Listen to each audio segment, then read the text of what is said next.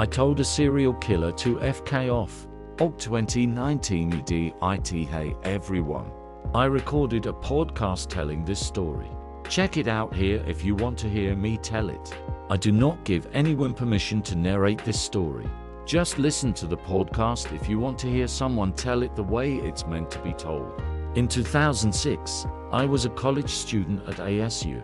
I lived in an off-campus apartment on the ground floor, and it was a block off a major street here in Phoenix called Baseline. These details are important. In the summer of 2006, Phoenix, Arizona was plagued by two serial killers. One was the Phoenix shooter, who ended up being a team of two guys randomly shooting people, and the other was the Baseline killer, a rapist and murderer. Having two serial killers put the entire city on edge, and everyone was talking about it. I even saw articles in Time or Newsweek about the situation. So, the fall 2006 semester had just started. Now, you may have heard this, but Phoenix is hot in August. It would get stuffy in my apartment, and so I'd leave the window cracked a little because the morning air is nice. The blinds provided visual cover. Anyways, one morning, a strange sound woke me up. It was the crack of dawn for 45 am. And the sun was just barely coming up. It was the sound of someone lightly tapping on it seemed intentional. In my tired state, I figured it could be a bird or some branches or something trivial. Tap tap. After about 90 seconds of nothing, the tapping returned. And it was absolutely purposeful. I was positive it was a human producing this noise. I thought it was my boyfriend, who thought it was cute to try and scare me sometimes. I decided I'd be a bit of a brat and make him wait. But I was also getting really angry. How dare he pull a prank when I'm trying to sleep? This is just like him. I'm going to give him a piece of my mind about disturbing my sleep like this. Tap tap tap. At a certain point, I got up to get a glass of water, still being in the mindset of wanting to annoy my stupid boyfriend who thought this would be funny. But I saw some movement through the slit in the blinds, and I marched over and yanked the blinds so I could see. Definitely not my boyfriend. I said very loudly, "What the fuck?" He sort of seemed taken back by my anger, but only slightly.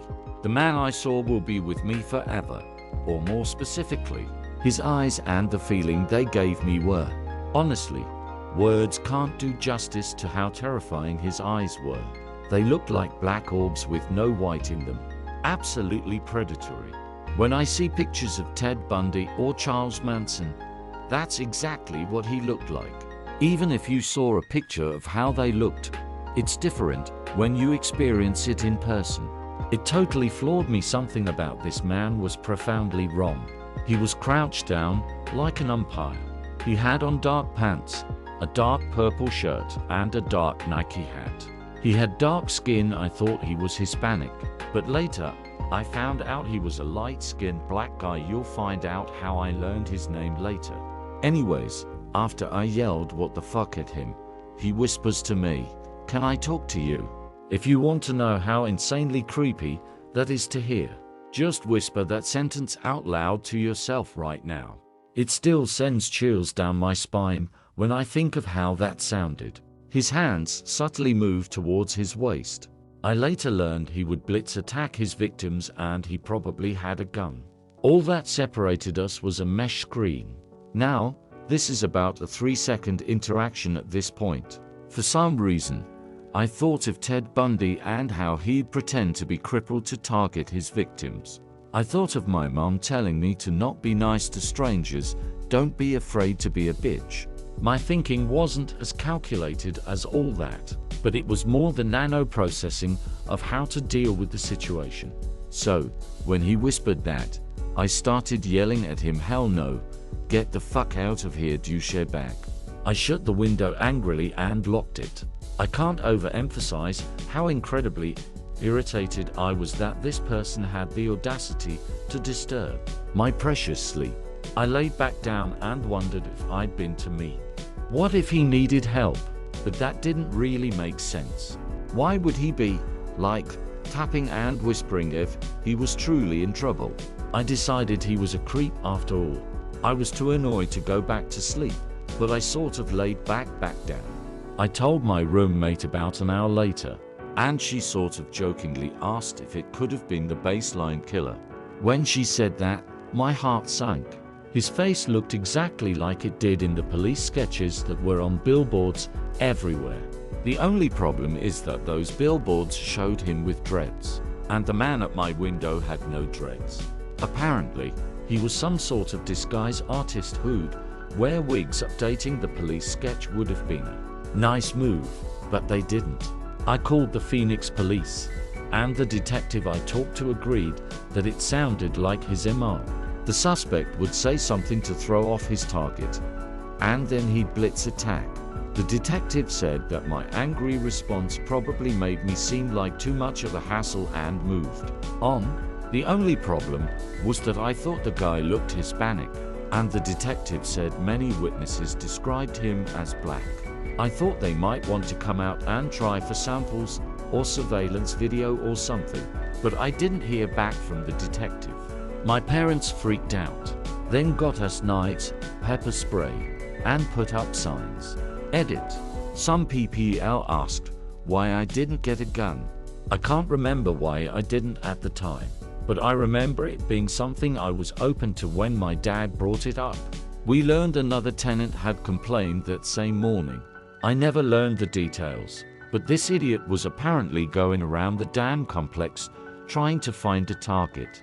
The stupid apartment wouldn't let us out of our lease, so we moved to a second-floor apartment right above our old unit. The neighbors who moved into our old unit were horrible, obnoxious tweakers who would do meth and play pitbull on repeat for hours and have knife fights at 11 a.m. on weekdays. There were times I wondered if they might be worse than the actual serial killer who came to my window.